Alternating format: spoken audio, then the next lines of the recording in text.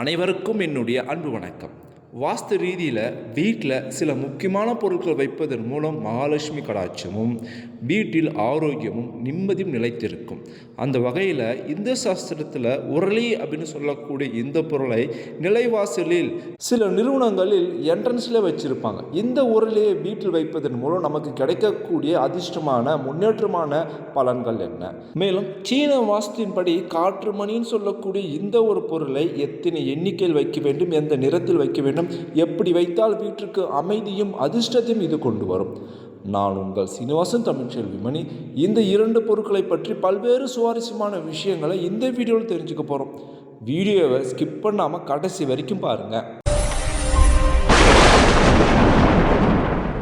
இதுவரைக்கும் இந்த சேனல் நீங்கள் சப்ஸ்கிரைப் பண்ணாமல் இருந்தீங்கன்னா உடனே சப்ஸ்கிரைப் பண்ணுங்கள். மேலும் பக்கத்தில் ஒரு பெல் ஐக்கான் இருக்கும், அந்த பெல் ஐக்கானும் ப்ரெஸ் பண்ணுங்கள். நான் கொடுக்குற ஒவ்வொரு வீடியோவும் உங்களுக்கு உடனடியாக நோட்டிஃபிகேஷனாக வந்துடும். பொதுவாகவே நேர்மறையான ஆற்றல் அதிகரிக்க ஒவ்வொரு வீட்லேயும் பல்வேறு விதமான மங்களகரமான பொருட்களை வாங்கி வைப்பாங்க. அது நம்ம நாட்டு கலாச்சாரமாக இருந்தாலும் சரி, அல்லது வெளிநாட்டு கலாச்சாரமாக இருந்தாலும் சரி, வீட்டுக்கு நல்லது அப்படின்னா எதை பற்றி யோசிக்காமல் அந்த பொருளை வாங்கி வைப்பாங்க.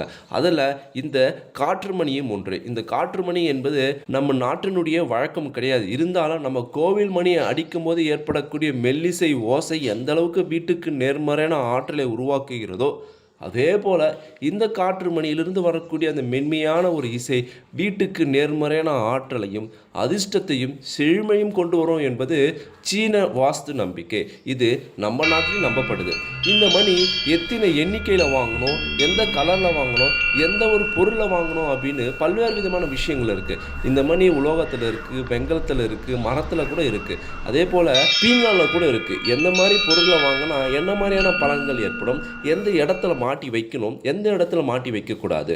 பொதுவாகவே இந்த மணி என்பது வீட்டுக்கு நேர்மறையான ஆற்றலை கொண்டு வரும், எதிர்மறையான விஷயங்களை தடுக்கும், வீட்டிற்கு செல்வத்தையும் செழுமையும் ஆரோக்கியத்தையும் அதிகரிக்கும் அப்படின்னு சொல்கிறாங்க. இந்த காற்று மணி குறிப்பாக 5 எலமெண்ட்டை குறிக்குது அப்படின்னு சொல்லப்படுது. நிலம், நீர், காற்று, நெருப்பு, ஆகாயம். இந்த பஞ்சபூதங்களுடைய எண்ணிக்கையில் 5 மணி கொண்டு நம்ம வாங்கினோம் அப்படின்னா இந்த பஞ்சபூதங்களுடைய அருளும் ஆசையும் அதிலிருந்து கிடைக்கக்கூடிய நேர்மறையான ஆற்றலும் அதிகரிக்கும் என்பது நம்பிக்கை. நீங்கள் வாங்கும்போது 5 மணிகள் இருக்கா, இந்த 5 கம்பங்கள் இருக்கா அப்படின்னு பார்த்துட்டு நீங்கள் வாங்கணும். மேலும் இதில் சிவப்பு நிறம், பச்சை நிறம், வெண்மை நிறம் அப்படின்னு 3 நிறத்தில் சொல்கிறாங்க. இந்த 3 நிறத்தில் வாங்குவது தான் மிகவும் சிறப்பு அப்படின்னு சொல்லப்படுது. சிவப்பு நிறம் என்பது வீட்டிற்கு சக்தியையும் ஆற்றலையும் அளிக்குமா, பச்சை நிறம் என்பது வீட்டிற்கு செல்வத்தையும் செழுமையும் அதிக்குமா, வெண்மை நிறம் என்பது வீட்டிற்கு அமைதியும் ஆரோக்கியத்தையும் அளிக்கும் அப்படின்னு சொல்லப்படுது. உங்களுக்கு எந்த நிறம் தேவைப்படுதோ அந்த நிறத்தை வாங்குவது மிகவும் சிறப்பு. மேலும் எல்லோ நிறம் என்பது வீட்டிற்கு செல்வத்தையும் செல்வாக்கையும் அதிகரிக்கும் அப்படின்னு சொல்லப்படுது. இந்த காற்று மணி எத்தனை எண்ணிக்கையில் வாங்கணும், எந்த நிறத்தில் வாங்கணும் அப்படின்னு தெரிஞ்சுக்கிட்டோம். இப்போ வீட்டில் எந்த இடத்துல வைக்கணும் அப்படின்னு தெரிஞ்சுக்கலாம். இந்த காற்று மணியை பொறுத்த வரைக்கும் நல்லா வேகமாக காத்தடிக்கக்கூடிய இடத்துல வைக்கவே கூடாது. நல்லா மென்மையாக தென்றல் மாதிரி காற்று வீசக்கூடிய இடங்களில் வைக்க வேண்டும். மேலும் இந்த காற்று மணியை தோட்டத்தில் வைக்கக்கூடாது, வீட்டுக்கு முன்னாடி வைக்கலாம். ஒரு ரூமில் வைக்கிறீங்க அப்படின்னா ஜன்னல் ஓரத்தில் வைக்கலாம். பொதுவாகவே இந்த காற்று மணி அடிக்கக்கூடிய இசை நல்லா மென்மையாக கேட்கணும். ரொம்பவும் அதிகமாக ஆர்ப்பாட்டமாக இருக்கக்கூடாது. ரொம்ப மென்மையாக மெதுவாக கேட்பதன் மூலம் தான் இதனுடைய சக்தி மென்மேலும் அதிகரிக்கும் அப்படின்னு சொல்லப்படுது. வீட்டினுடைய மேற்கு திசையில் வைப்பதன் மூலம் நல்ல ஒரு அதிர்ஷ்டத்தையும் அந்த வீட்டில் இருக்கக்கூடிய நபர்களுக்கு கல்வி நல்ல ஞானத்தையும் அதிகரிக்கும் அப்படின்னு சொல்லப்படுது. வீட்டினுடைய வடமேற்கு திசையில் இதை வைப்பதன் மூலம் வீட்டிற்கு வெற்றியையும் செல்வத்தையும் கொண்டு வரும் அப்படின்னு சொல்லப்படுது. தென்மேற்கு திசையில் வைப்பதன் மூலம் நல்ல ஒரு அதிர்ஷ்டத்தையும் ஏற்படுத்துமா, வடக்கு திசையில் வைப்பதன் மூலம் செல்வம், பணவரவு, நல்ல ஒரு லாபத்தையும் செழுமையும் ஏற்படுத்தும் அப்படின்னு சொல்லப்படுது. கிழக்கு அல்லது வடகிழக்கு திசையில் வைப்பதன் மூலம் அந்த வீட்டிற்கு நேர்மறையான ஆற்றலையும் நல்ல ஒரு அதிர்வலைகளையும் இது ஏற்படுத்தும் அப்படின்னு சொல்லப்படுது. பொதுவாகவே இந்த சீன வாஸ்து மணியை வைப்பதன் மூலம் வீட்டிற்கு நேர்மறையான ஆற்றல் அதிகரிக்கும். தீய சக்தி, எதிர்மறையான சக்திகளை தடுத்து இது ஒடுக்கி வைக்கும்.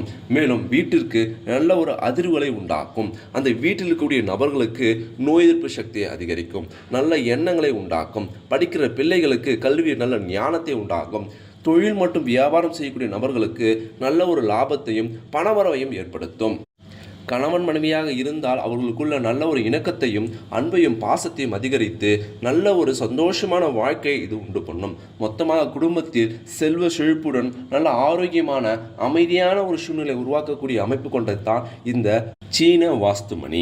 பொதுவாகவே வீட்டில் நேர்மறையான ஆற்றல் தரக்கூடிய பொருட்கள் எதுவாக இருந்தாலும் எந்த நாட்டை சேர்ந்ததாக இருந்தாலும் அது மிகப்பெரிய நன்மை தான் அளிக்கும். இந்த சக்தி வாய்ந்த சீன வாஸ்துமணியை எந்த இடத்துல மாட்டக்கூடாது, குறிப்பாக எந்த ஒரு செவுத்து மேலேயும் படுவது போலவோ அல்லது கதவின் மீது படுவது போலவோ மாட்டக்கூடாது. இது காற்றுல அலையும் போது அது செவுத்துல படக்கூடாது, கதவின் மீது படக்கூடாது. அவ்வாறு பட்டுச்சு அப்படின்னா இந்த மணியிலிருந்து வரக்கூடிய ஓசை டிஸ்டர்ப் ஆகும். இதனால் நேர்மறையான ஆற்றல் முழுமையாக கிடைக்காது, எதிர்மறையான ஆற்றல் அதிகரிக்க வாய்ப்பு உண்டு அப்படின்னு சொல்கிறாங்க. நீங்கள் எங்கே மாட்டினாலும் அந்த மணி செவுத்துலையும் கதவுலையும் படற மாதிரி மாட்டக்கூடாது. இந்த சீன வாஸ்து மணி மாட்டும்போது நேரடியாக ஒருத்தர் தூங்குறாங்கன்னா அவங்களுக்கு மேலே மாட்டக்கூடாது, உட்காந்து பேசுகிறாங்க அப்படின்னா அவங்களுக்கு மேலேயும் மாட்டக்கூடாது. இதிலிருந்து வரக்கூடிய ஓசை ஒருவருக்கு மன அமைதியையும் நிம்மதியும் தரணும். தூங்கக்கூடிய இடத்துல அவங்களுக்கு நேராக நீங்கள் மாட்டினீங்க அப்படின்னா அதுலேருந்து வரக்கூடிய ஓசை அவருடைய தூக்கத்தை கெடுக்குது அப்படின்னா இதனுடைய உண்மையான தாற்பயமே மாறிப்போகுது. இந்த மணிலேருந்து வரக்கூடிய ஓசை ஒருவருக்கு நிம்மதியும் வளர்ச்சியும் தரணும். தூக்கம் என்பது ஒரு நிம்மதி தரக்கூடிய ஒரு செயல். அந்த நிம்மதியை கெடுக்கிற மாதிரி இந்த மணி நீங்கள் மாட்டினீங்க அப்படின்னா இதனுடைய சக்தி தவறான ஒரு திசையில் போகுது. அதனால் ஒரு தூங்கும் போதும் ஒரு அமரும் போதும் அதற்கு நேர் மேலே நீங்கள் மாட்டாமல் நீங்கள் பார்த்துக்கணும். மேலும் இந்த வாஸ்து மணியை பாத்ரூம் அருகில் மாட்டக்கூடாது. பாத்ரூம் அருகில் மாட்டுவதன் மூலம் இந்த வாஸ்து மணியிலிருந்து அதிகமான எதிர்மறையான விஷயங்கள் வரும். அந்த வீட்டிற்கு செல்வம், செல்வாக்கு, பணவரவு தடைப்படும். மேலும் ஸ்டோர் ரூம் அப்படின்னு ஒரு விஷயம் வச்சுருப்பீங்க ஒரு சிலர் வீட்டில். அந்த ஸ்டோர் ரூம் அருகிலோ இல்லை ஸ்டோர் ரூம் உள்ளேயோ இதை மாட்டக்கூடாது. இது அந்த வீட்டிற்கு எதிர்மறையான விஷயத்தை அதிகமாக உண்டு பண்ணும். மேலும் இந்த வாஸ்து மணியை படிக்கட்டுக்கு அடியில் மாட்டக்கூடாது. படிக்கட்டுக்கு அடியில் நீங்கள் மாட்டினீங்க அப்படின்னா உங்கள் வீட்டுக்கு வரக்கூடிய அனைத்து விதமான நல்ல விஷயங்களும் இறங்கி கொண்டே போவோம் அப்படின்னு சொல்கிறாங்க. ஏறிக்கொண்டு போகாதான், இறங்கி கொண்டே போகுமா. அதனால் உங்கள் வீட்டில் படிக்கட்டில் ரூம் இருக்கிற அமைப்போ இல்லை படிக்கட்டாண்ட இதை மாட்டக்கூடிய ஒரு சூழ்நிலை வந்துச்சு அப்படின்னா தயவு செஞ்சு இந்த சீன வாஸ்து மணியை படிக்கட்டாண்ட மட்டும் மாட்டாதீங்க. இந்த வாஸ்து மணியானது பேசிக்காக 5 எலமெண்ட்டை குறிக்குது. அதாவது பஞ்சபூதங்களான நிலம், நீர், காற்று, நெருப்பு, ஆகாயம். இந்த எண்ணிக்கையில் வாங்கி மாட்டுவதன் மூலம் இந்த பஞ்சபூதங்களுடைய ஆற்றலும் நேர்மையான சக்தியும் கிடைக்கும். அதே போல் 6 மற்றும் 8 எண்ணிக்கையிலும் வாங்கி நீங்கள் மாட்டலாம். மேலும் இது கீழே இருக்கு இல்லையா, காற்றுக்காக அசையக்கூடிய பொருள் வட்ட வடிவில் இருப்பது மிகவும் நல்லது. அந்த வட்ட வடிவிலும் உங்களுடைய மதத்துக்குரிய புனிதமான ஒரு சிம்பிளோ அமைப்போ வடிவமோ இருந்துச்சுன்னா இன்னும் விசேஷம் அப்படின்னு சொல்கிறாங்க. இது உலோகம் மட்டும் இல்லைங்க, மூங்கில், படிகங்கள், பீங்காங்கள் மற்றும் வெங்கலம், அலுமினியம், இது போல் பல்வேறு விதமான உலோகங்களிலும் பல்வேறு விதமான வடிவங்களிலும் வருது. உங்களுக்கு எது மனதுக்கு ரொம்ப திருப்தியாக இருக்கிறதோ அந்த பொருளை வாங்கி நீங்கள் வீட்டில் வாஸ்துக்காக வைக்கலாம். இதை பூஜையிலும் நீங்கள் வைத்து வழிபாடு செய்யலாம். இதை நீங்கள் வழிபாட்டுக்கு பயன்படுத்தணும் அவசியம் இல்லை. வழிபாடு செய்யும் போது இதிலிருந்து வரக்கூடிய ஓசை உங்கள் வழிபாட்டுக்கு ஒரு துணையாக இருக்கும். நம்ம கோவில் மணி அடிக்கும் போது ஏற்படுகிறது இல்லவா ஓசை, அதே போல் இந்த சீன வாஸ்து மணிலிருந்து வரக்கூடிய ஓசையும் ரொம்ப மென்மையாக இருந்து நமக்கு நல்ல ஒரு இறை ஆற்றலையும் தெய்வீக சக்தியும் அதிகரிக்கும். பூஜையிலும் இந்த வாஸ்து மணியை நல்ல மென்மையான சத்தம் வர மாதிரி இருக்கக்கூடிய காற்று அமைப்பு இருக்கக்கூடிய இடத்தில் நீங்கள் மாற்றலாம். பூஜை அறையில் மாட்டுவதன் மூலம் துர்சக்திகளை இது அகற்றும், துரதிருஷ்டத்தை இது தடுக்கும். மேலும் வீட்டில் கூடிய நபர்களுக்கு நோய்வாய் ஏற்பட்டிருந்தால் அதை குறைத்து குணமாக்கி நல்ல ஒரு ஆரோக்கியத்தை கொடுக்கும் அப்படின்னு நம்பப்படுது. வீடுகளிலும் கடைகளிலும் மிகப்பெரிய வியாபார ஸ்தலங்களிலும் ஹோட்டல்களிலும் அழகுக்காக வைத்திருக்கக்கூடிய இந்த உருளி அழகுக்காக மட்டுமல்ல, இந்த உருளி வைப்பதன் மூலம் அந்த இடத்தில் ஒரு நேர்மறையான ஆற்றல் அதிகரிக்கும் அப்படின்னு சொல்லுவாங்க. இந்த உருளி பார்த்தீங்கன்னா தங்கம், வெள்ளி, வெங்கலம், பித்தளை, மண், மேலும் கண்ணாடி, பீங்கானில் கூட இருக்கும். இந்த உருளையை தப்பி கூட இரும்புலையோ எவர் சில்வர் பாத்திரத்திலையோ பயன்படுத்தவே கூடாது. மேலும் இந்த உருளியை ஏன் பயன்படுத்துகிறாங்க அப்படின்னா, இந்த உருளி ஒரு இடத்துல வைப்பதன் மூலம் அந்த இடத்திற்கு ஒரு நேர்மறையான ஆற்றலை இது அதிகரிக்குமா. அப்படி என்ன இந்த உருளை இருக்குது அப்படின்னா, இந்த உருளையில் தண்ணீர் ஊற்றி நம்ம வைப்போம். இந்த தண்ணீர் என்பது குளிர்ச்சியும் நல்ல ஒரு செழிப்பையும் தரும். அதனால் இது இருக்கக்கூடிய இடத்திற்கு நல்ல செழுமையும் குளிர்ச்சியும் ஏற்படுத்தும். மேலும் இந்த உருளியில் நல்லா அலங்காரம் பண்ணி வைப்பாங்க. மஞ்சள், குங்குமம் பொட்டுலாம் போட்டு அலங்காரம் பண்ணி வைப்பாங்க. மேலும் பூக்கள் போட்டு வைப்பாங்க. இந்த பூக்கள் வைப்பதன் மூலம் அந்த இடத்தில் இருக்கக்கூடிய எதிர்மறையான விஷயங்களை அப்சர்வ் பண்ணி நேர்மறையான ஆற்றலை அதிகரிக்குமா. மேலும் கண்ணை கவரக்கூடிய கவர்ச்சியான பொருட்கள் வைப்பதன் மூலம் அதை பார்ப்பவர்கள் மனதில் ஒரு சந்தோஷத்தையும் நிம்மதியும் ஏற்படுத்தும் அப்படின்னு சொல்லப்படுது. இதெல்லாம் ஒரு பக்கம் இருந்தாலும் இந்த உருளியை பயன்படுத்தும் முறை வந்து பார்த்திங்கன்னா பண்டைய காலத்திலிருந்தே நம்ம முன்னோர்கள் பயன்படுத்திட்டு வராங்க.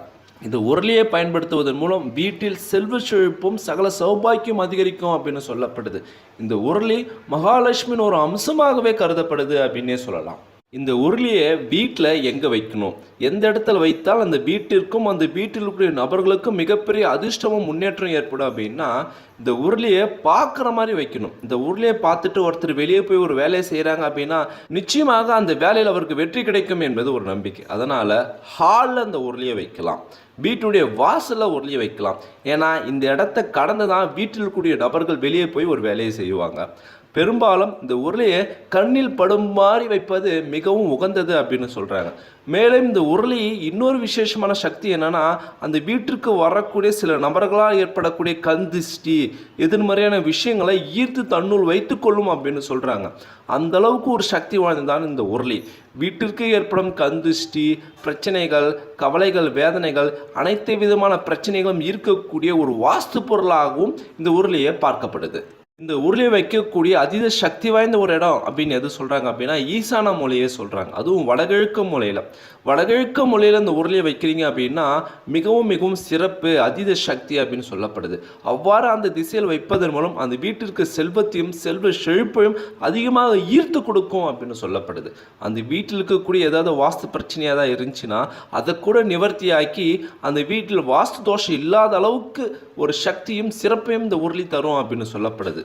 மேலும் தென்கிழக்கு மூலையிலும் இந்த உருளி வைக்கலாம். தென்கிழக்கு மூலையில் இந்த உருளி வைப்பதன் மூலம் அந்த வீட்டிற்கு நேர்மறை ஆற்றலும் சக்தியும் அதிகரிக்கும் அப்படின்னு சொல்லப்படுது. நீங்கள் பூஜரையில் உருளி வைக்கக்கூடிய ஒரு பழக்கம் இருந்துச்சுன்னா அதுவும் மிக உத்தமம், சிறப்பு வாய்ந்தது அப்படின்னு சொல்கிறாங்க. பூஜரையில் உருளி வைப்பதன் மூலம் பூஜரையில் இருக்கக்கூடிய தெய்வங்கள் மனம் குளிர்ந்து நம் வேண்டியதல் அனைத்தையும் நிறைவேற்றக்கூடிய அருளையும் ஆசீர்வாதம் வழங்குவாங்க அப்படின்னு சொல்கிறாங்க.